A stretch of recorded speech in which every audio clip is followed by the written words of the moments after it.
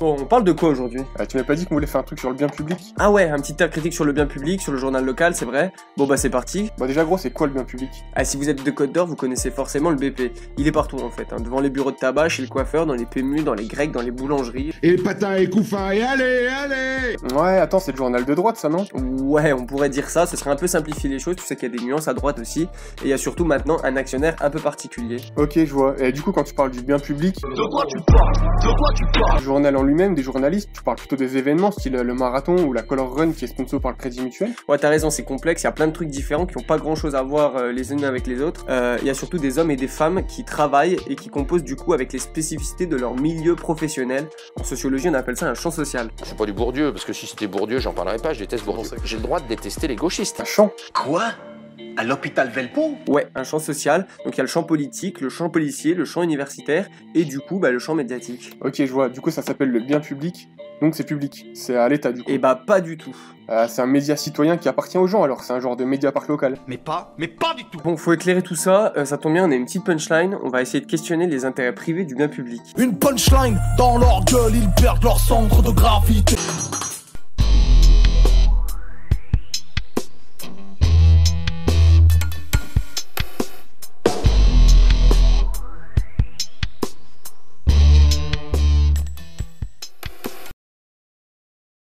Alors il date de quand ce journal gros? Alors il a été fondé en 1861. Ah mais ça date de l'époque des...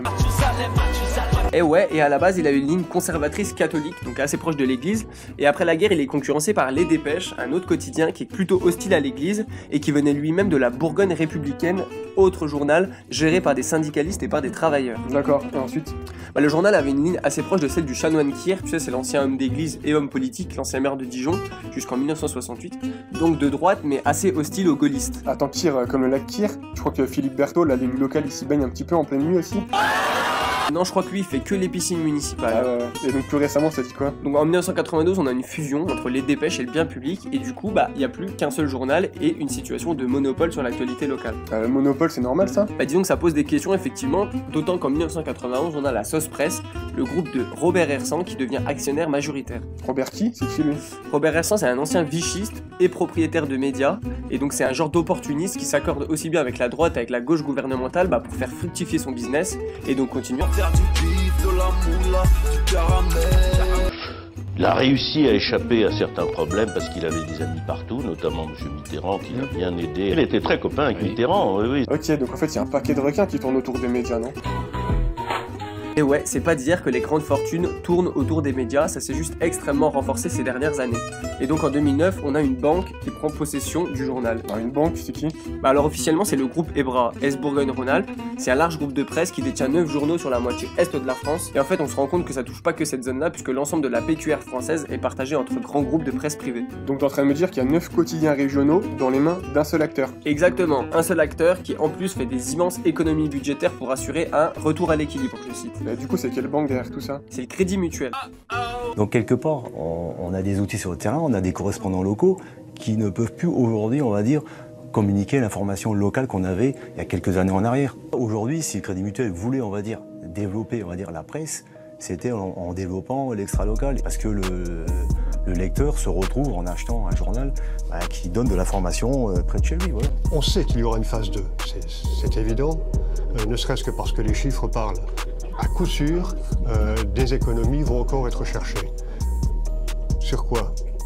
À part la masse salariale, il n'y a plus grand-chose à gratter, il faut être franc. Que la banque, elle est plus forte que vous? Alors ça pose quel problème exactement cette histoire de banque là? Disons que la banque, elle a ses petites habitudes, ses petites façons de faire pour redresser les bilans des entreprises. Elle est fascinée par le retour à l'équilibre et par la nécessité de faire des économies, de réduire la masse salariale et donc d'envoyer nos darons à Pôle emploi en gros. Pour stopper l'hémorragie, le Crédit Mutuel, l'actionnaire principal d'EBRA, a fait appel à cet homme, Philippe Carly. Sa mission, restructurer et transformer le groupe de presse. Première étape, rationaliser les coûts de production. Le problème n'est pas lié à un problème de presse, c'est un problème industriel. Mais pourtant, gros, les médias, c'est pas des entreprises comme les autres, non? Ils n'ont pas un petit peu un rôle particulier, genre un peu comme des animateurs de la démocratie? Ouais, ça c'est en théorie, sauf qu'on est au 21e siècle et qu'il y a eu une vraie rupture dans le journal depuis qu'il y a une banque derrière. Une rupture de ton, de ciblage, de traitement, à la fois sur le fond et sur la forme des discours, notamment dans la manière de s'adresser au lecteur. Bon après gros, le BP ça reste un journal assez neutre, non? Bah comment tu peux être neutre si t'es investi par une banque déjà? Puis au-delà de ça, enfin la neutralité, moi j'ai du mal, hein. Je dis pas que les journalistes sont tous corrompus, attention, hein. Je dis juste que prétendre être neutre, c'est de la pipe. Bah comment tu peux dire ça gros? Il y a des gens qui sont libres et pas du tout orientés, hein. Comme qui ça? Comme Christophe Barbier? En fait, je pense que tout propos est analysé en fonction de la position de son auteur. C'est ça qui permet de saisir les biais sociologiques qu'elle induit. Et finalement, plus que de prétendre à la neutralité, il s'agirait plutôt d'assumer une subjectivité et donc de faire preuve d'honnêteté intellectuelle, tout simplement. Ouais, mais l'honnêteté intellectuelle en ce moment, c'est pas vendeur. Ah, je sais bien. Alors, moi je pense que parler de neutralité est une erreur. C'est une erreur probablement que les médias eux-mêmes ont commise d'ailleurs. La neutralité, ça n'existe pas. Et de fait, c'est pas possible d'être neutre. À partir du moment où on raconte quelque chose, on n'est pas neutre. Pourquoi? Parce que même si on porte des faits bruts sur la table, le simple fait de choisir de rapporter tel fait ou tel autre, c'est déjà un biais. Tu vois, je pensais que l'info elle devait être neutre, tu vois, pour une question de déontologie, tout ça. Bah par définition, l'info, elle peut difficilement être neutre. Même étymologiquement, tu vois, informer, ça veut dire donner forme à. Donc faire des choix. Même opter pour une information a priori dépolitisée, mais c'est déjà un choix politique. Donc en fait, le BP il est marqué politiquement? Et oui, et paradoxalement, on observe une dépolitisation des contenus. Attends, si je te suis bien, t'es en train de me dire que le BP il est politiquement dépolitisé? Ouais, c'est un peu ça si tu veux. En fait, c'est plus que le lecteur n'est plus tellement appréhendé sous son statut de citoyen, mais plutôt sous une dimension de consommateur, tu vois. Mais du coup, si le BP il a tendance à écarter l'identité du lecteur citoyen, gros, comment ça se passe avec les gilets jaunes? Ça doit un petit peu coincer, non? Ah, c'est pas foufou, ouais, effectivement. Méfiance, hostilité, voire mépris de classe de la part des médias, et le bien public ne fait pas exception là-dedans. Regarde les sondages publiés. Redoutez-vous une escalade de violence lors des manifestations? Ou encore, faut-il avoir peur des manifs le samedi? Bon, bah, c'est explicite. Ouais, mais j'avoue, ça fait peur les manifs, et puis ça pique les yeux. Mais peur de quoi en fait? Du gaz, des casseurs, de la foule haineuse, des tirs au LBD, de la BAC? Bon, autre exemple d'article, la une du 12 septembre 2019. Bon, on parle du procès d'un manifestant qui a fracassé des vitrines, 50 000 € d'amende et 6 mois de prison ferme. Ah bah bien fait. Quel genre de vitrine alors? Bah justement, pas des vitrines de petits artisans, bio, commerce équitable, café moulu, mon cul, hein. Non, des grands. Swarovski, Histoire d'Or et le Crédit Mutuel. Ah, le Crédit Mutuel, c'est le patron ça? Merci patron, merci patron, merci patron. Bah c'est un peu là que je veux en venir, ouais. On a déjà une diabolisation morale des actes de vandalisme avec aucune réflexion derrière, donc forcément on peut guère s'attendre à trouver une analyse approfondie de l'acte et de sa portée politique, quoi, de sa portée anticapitaliste, ce que tu veux. Tiens, mais d'ailleurs en parlant de politique, tout à l'heure là tu me parlais de citoyenneté, il y a vraiment aucun citoyen dans les pages du BP, genre? Bon, s'il y en a, on va pas forcer le trait, il y en a. Mais c'est très souvent au travers du fait divers, qui est un des leviers de lecture principal de la presse locale, parce que le sécuritaire ça marche les gars. On en vend du papier avec des arnaques, des agressions, des cambriolages, etc. Ouais, comment ça le sécuritaire ça fait vendre? Eh oui mon gars, le sécuritaire ça fait vendre, et les responsables des journaux ils le savent très bien, et ils n'hésitent pas à relayer, alimenter et instrumentaliser le fameux sentiment d'insécurité, tu sais. Notamment en faisant intervenir des riverains qui sont apeurés face aux violences urbaines que subit leur quartier. Bon, le fait divers est rentable pour le bien public, et quand il parle de citoyens, bah le plus souvent il parle de victimes. D'ailleurs c'était pas Bourdieu non qui disait le fait divers fait diversion? Eh bah Bourdieu merci. En fait, la mise en avant de ces formes de violence résulte d'un choix parmi ce que peut recouvrir le terme même de violence. Derrière le terme de violence, tu peux mettre un peu tout et n'importe quoi, et donc on va faire des sélections. On va parler du cambriolage de ta grand-mère plutôt que du licenciement de ton voisin. De l'agression en pleine journée du buraliste plutôt que de la diminution de la retraite de ton ancien facteur. Bah alors déjà tu laisses mon facteur tranquille s'il te plaît. Excuse-moi. Donc en fait tu me parles des violences invisibles. Exactement, les violences dites symboliques ou structurelles. Le chômage, la précarité, la détérioration des conditions de travail, l'insécurité sociale, la détérioration des services publics et d'existence en général. Bon, pour revenir à la base un petit peu, c'est quoi le taf de journaliste en fait? Ah bah ça c'est une bonne question. Ça nous emmène directement vers l'identité floue du journaliste. Bon, la confusion autour de la profession de journaliste, elle date pas d'hier. On sait que les profils sont extrêmement variés. Par exemple? Bah on sait ce qui sépare le pigiste du bien public et Laurent Delahousse par exemple, en termes de salaire et de budget coiffure. Ah mais gros, ça c'est une vanne tirée par les cheveux. Jusque dans les années 80-90, la profession de localier elle est assez stricte et celle se définit par un travail de terrain et de rédaction. Mais progressivement, le bien public devient de plus en plus un conseiller en consommation, plus qu'un organe de médiation démocratique. Et lorsqu'on voit les contenus qui mettent en avant les produits de consommation, bah on s'étonne un peu du rôle qu'a pris le journal. Des produits de consommation, tu peux illustrer s'il te plaît, avec des exemples précis? Ok, bon, dernière cylindrée en vogue, nouveau smartphone révolutionnaire, modèle de moto haut de gamme. Bon, tous ces biens matériels figurent à côté des biens symboliques que sont les articles de presse. Ah ok, c'est genre de la pub, non? Bah c'est un peu comme de la pub, ouais, c'est un peu maquillé. Ni vu ni connu, bah ça suce les dernières sorties des grandes marques par des tournures de séduction à la sauce Jacques Séguéla, tu sais, le publiciste tout bronzé là. Car l'homme a inventé les cabines de bronzage. Qui mobilisent la frustration, le rêve, l'admiration, etc. Elle ferme les yeux de plaisir en dégustant le produit. C'est bon ça. Donc en fait tout se mélange. Ouais, et Julia Cagé parle de confusion des rôles. Elle pointe une diversification des activités des journalistes au sein de la presse écrite, et donc on parle globalement d'une hybridation des genres et des contenus. Entre information, divertissement et publicité, bah on sait plus bien où on en est. Mais alors gros, je comprends pas, pourquoi on encourage les discours à l'adresse des consommateurs plutôt que des citoyens finalement? Bah parce que le citoyen c'est une identité qui divise. Bon, il y a des débats politiques, des clivages, des conflictualités, alors que le consommateur c'est consensuel. Bon, je veux dire, il y a du monde qui graille McDo et qui veut rouler en Audi TT, tu vois. Arrête, Audi TT, j'entends le liage, V6, 4 sous propre. Ouais d'accord, donc en fait c'est l'un ou l'autre. Mais du coup pourquoi on choisit l'omnibus, le consensuel, face aux politiques? Bah, c'est surtout pour des raisons économiques. En fait c'est surtout pour optimiser les ventes et la rentabilité du journal. Parce que les discours consensuels, vider des clivages, bah, ça permet de rameuter du monde et de vendre du papier. En mars. On peut en plus segmenter le lectorat en fonction des attentes des consommateurs. Ça sert à quoi ça? Bah comme ça on multiplie les cases. Retraités, ménagères, motards, amateurs de sport, investisseurs en immobilier, bon chacun y trouve son compte et les intérêts de consommation individuelle sont satisfaits. Et ça au détriment d'une forme de politisation collective ou citoyenne. Donc tout ça c'est de la faute du marketing? Bah sans le dire aussi strictement, ouais, tout ce petit fonctionnement provient de stratégies marchandes. Le bien public enquête, capte des données sur les habitudes de ses lecteurs et les mobilise à des fins économiques. Ah attends, mais c'est pour ça qu'on peut allumer genre 4 barbecues avec un seul numéro du BP tellement il est épais? Exact. Parce qu'en fait il y a compartimentation des cibles, on a donc une multiplication des contenus spécialisés, donc des pages. Bah forcément.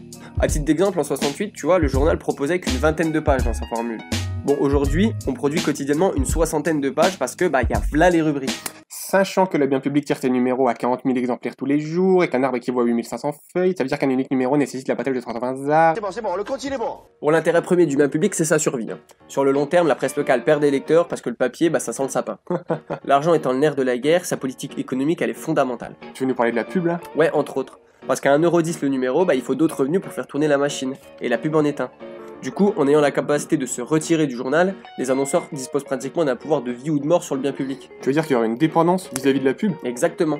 Une double même, parce que Patrick Champagne, dans la double dépendance justement, il explique que le rendement économique, par définition, il est incompatible avec le rendement symbolique, c'est-à-dire avec la qualité intellectuelle des contenus. Donc en gros, pour le dire plus simplement, soit tu vends beaucoup et tu coffres, soit tu produis un contenu de qualité. Lier les deux contraintes, bah c'est compliqué, voire quasiment impossible. Ouais mais attends, t'es en train de me dire ça, mais du coup nous sur Kawa TV, gros, on est dans quelle catégorie? On fait de la qualité intellectuelle ou on coffre? Bah aucune des deux, parce que nous on a l'air d'être des gros docards quand même. Ouais, ça t'entend à notre jeu d'acteur, non? Bah ouais, on dirait Patrick Timsit. Bon, reprenons sur la banque parce qu'on a survolé un élément déterminant. Le propriétaire du bien public est une banque, donc... Ouais mais attends, parce que le Crédit Mutuel déjà c'est pas du tout une banque comme les autres, hein. La pub elle le dit très explicitement, c'est une banque qui appartient à ses clients. Bah vas-y, fie-toi à la pub, vas-y. Donc à ce sujet-là, il y a un article de Capital, pas celui de Marx, hein, qui s'attarde à nuancer cet élément de langage, justement. Bon, ils ont fait une enquête, je te lis l'extrait. D'accord, le mutualisme n'a pas d'actionnaire et appartient à ses clients comme le veut le slogan. Chacun peut demander à la direction des comptes sur l'état de sa caisse. Mais dans la vraie vie, ces propriétaires n'ont en fait que très peu d'influence sur la stratégie adoptée. Au niveau local, ils n'ont quasiment aucun pouvoir, si ce n'est celui d'élire indirectement des représentants nationaux pour assister à l'AG annuel. À cette occasion, la direction du CM11 dresse au bilan de l'année écoulée et énumère ses décisions qui s'assurent qu'il n'y ait pas d'opposition. Pas d'opposition? Ouais, en effet, hein, c'est pas tout rose en fait. Bah ouais, c'est ce qu'on voit dans les pages du bien public, hein. Une tendance à évacuer les responsabilités des banques sur l'économie française. D'ailleurs, il n'y avait pas eu un phénomène de censure patronale chez Bolloré? Exact, le patron de Canal a eu un sacré réflexe de classe, ouais. C'était Spécial Investigation qui avait voulu mettre au jour un système de blanchiment d'argent et d'évasion fiscale organisé par des dirigeants de la banque. Bon bah on dirait bien que le fichier a fini dans la corbeille. Hein. Ouais, donc l'actionnaire en fait il supprime les thèmes directement qui lui plaisent pas. Il y a une ligne téléphonique directe entre le Crédit Mutuel et le bien public. Genre un téléphone rouge comme il y aurait entre Trump et Poutine. Ou un téléphone rose peut-être. Super drôle, non, c'est beaucoup plus subtil que ça. Défendre les intérêts bancaires se fait pas nécessairement par une censure directe. Bon, déjà il y a l'autocensure des journalistes hein, qui tiennent à leur poste et qui ont tendance parfois à passer sous silence certaines choses ou à éviter certains sujets. Puis ensuite on va masquer certains aspects, en euphémisant, en adoucissant une réalité que la banque ne peut pas vraiment assumer ouvertement dans ses organes médiatiques. Ah mais attends, c'est pour ça que le BP en fait il kiffe se concentrer sur la fraude sociale. Genre les méchants pauvres qui tentent de péter les allocs, le chômage, le RSA, tout ça. Ah il y a peut-être un lien, ouais. Et à l'inverse tu vois l'évasion fiscale qui est beaucoup plus préjudiciable en termes de somme et qui est le fait des plus riches, bah elle est pratiquement pas traitée ou alors fortement minimisée. Bon finalement il semblerait que le bien public soit devenu dur avec les faibles, faible avec les puissants. Bon, à l'intérieur des pages du bien public et des 9 autres journaux du groupe finalement, les intérêts des banques et des actionnaires semblent bien à l'abri. Plus généralement, on constate une rupture dans les modalités de discours adressés aux lecteurs. L'identité cible principalement mise en avant étant celle du consommateur au détriment du citoyen. Bref, aujourd'hui avec la mainmise de la banque, le nom du journal a tout l'air d'être de plus en plus en décalage avec les contenus proposés. Et les premiers concernés, ce sont les journalistes eux-mêmes, dans leur travail quotidien qui est de plus en plus désinvesti et précarisé. L'analyse sociologique se heurte souvent à un malentendu lorsque elle met au jour des mécanismes cachés, ceux qui font l'objet de ces analyses, dans le cas particulier des journalistes, ont tendance à penser que le travail de dénonciation, avec une apostrophe, est un travail de dénonciation, et de dénonciation personnelle. Et ils se sentent en quelque sorte visés par les analyses. Alors que plus on avance dans l'analyse d'un mécanisme, d'un milieu, d'un fonctionnement social, plus en quelque sorte on est amené à dédouaner les agents de leurs responsabilités.